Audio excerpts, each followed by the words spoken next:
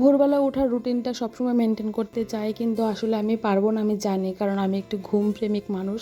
Hello everyone, কী অবস্থা সবার, কেমন আছেন সবাই?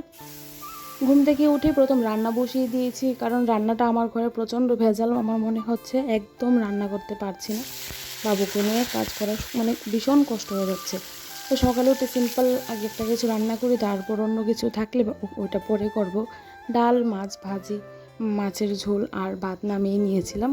আর এখন বাজে ভোর 4টার মতন। ভোর 4টা থেকে উঠেছিলাম, একদম অন্ধকার ছিল যখন উঠেছি। তখন আর ভিডিও করিনি, যখন একটু আলোর মতো হয়েছে তখন থেকে ভিডিও শুরু করেছি। বাবু ঘুম থেকে উঠতে একটু লেট হয়েছিল, তো ঘুম থেকে উঠে মায়ের একটু আদর খাবে, তারপর কুল থেকে নামবে, তারপর অন্য কিছু করবে। তো এখন প্রচণ্ড রৌদ্র উঠে গিয়েছিল, 8টার মতন বাজে।